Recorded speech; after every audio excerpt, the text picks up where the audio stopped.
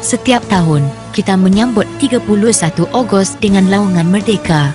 Tahun ini, kita bakal menyambutnya dengan sedikit kelainan apabila kerajaan memutuskan tiada perarakan besar-besaran bagi menyambutnya. Tiada juga percikan bunga api di Putrajaya maupun kota-kota besar lain di dalam negara. Amat menyedihkan apabila kita melihat bendera-bendera Malaysia yang lusuh dan koyak tergantung di premis-premis kerajaan dan swasta. Lebih parah lagi, masih ada warga negara Malaysia yang memasang bendera negara secara terbalik. Tidak timbul isu tidak sengaja atau keliru setiap kali memasang bendera secara terbalik. Rakyat Malaysia yang teguh jati dirinya patut tahu bendera Malaysia yang betul dan cara memasangnya dengan betul. Isu pasang bendera Malaysia terbalik sudah banyak kali dibuat, lebih-lebih lagi ketika bulan sambutan kemerdekaan. Negara kita sudah 63 tahun merdeka dan ini tidak sepatutnya berlaku. Tindakan memasang bendera terbalik adalah perbuatan khianat terhadap negara.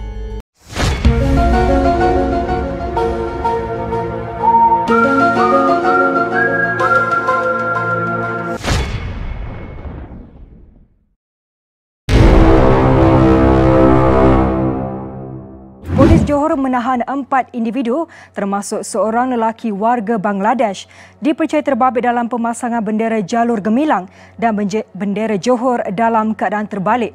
Menurut Ketua Polis Negeri Dato' Ayub Han Maidin PC, susulan laporan orang awam, pemeriksaan telah dilakukan di kilang yang telah beroperasi selama 8 tahun itu. Atas maklumat ini, pasukan polis daripada Balai Polis Bandar Tun On telah membuat pemeriksaan di kilang tersebut dan mendapati bendera negeri Johor dan jalur gemilang telah dipasang secara terbalik. Pihak polis telah menahan 4 suspek, iaitu 1 lelaki Cina, 2 perempuan Cina dan seorang lelaki warga Bangladesh. Ini Bangla lah yang kita tangkap.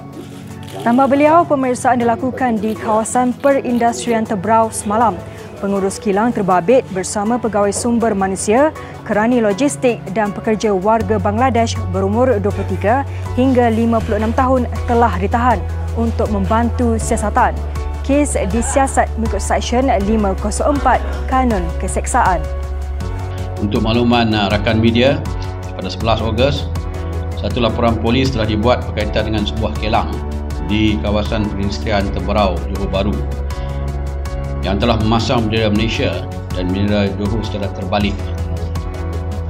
Bertindak atas maklumat ini, pasukan polis daripada Balai Polis Bandar Tun On telah membuat pemeriksaan di kilang tersebut dan mendapati bendera negeri Johor dan jalur gemilang telah dipasang secara terbalik.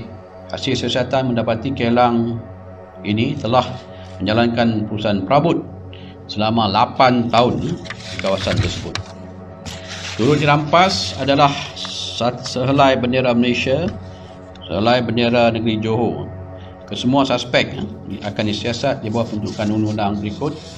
1. Bahasa Seksyen 504 Kanun Keseksaan. Jika disabit kesalahan, boleh dikenakan penjara selama tempoh 2 tahun atau denda atau kedua-duanya sekali. Yang kedua, bahasa Seksyen 14 Akta Kesalahan Kecil 1955. Jika disabit kesalahan, boleh dikenakan denda tidak melebihi RM100. Polis Johor ingin menasihatkan orang ramai supaya sentiasa menjaga kedaulatan dan keamanan negara, dan tindakan tegas akan diambil dan telah pun diambil mengikut undang yang sedia ada jika masih terkesan perbuatan yang tidak bertanggungjawab sebegini. Polis Johor tidak akan lagi menerima alasan kan. Yang kita tangkap ni tuan-tuan, kita ambil tindakan, biasanya kita ambil tindakan kepada orang yang memasang. Tapi kali ini tuan-tuan, yang ditangkap ni suspek pertamanya adalah pengurus kilang yang berusia 50 tahun. Yang kedua, seorang wanita pegawai sumber manusia berusia 29 tahun. Yang ketiga, kerani logistik. Ini seorang perempuan juga berusia 23 tahun.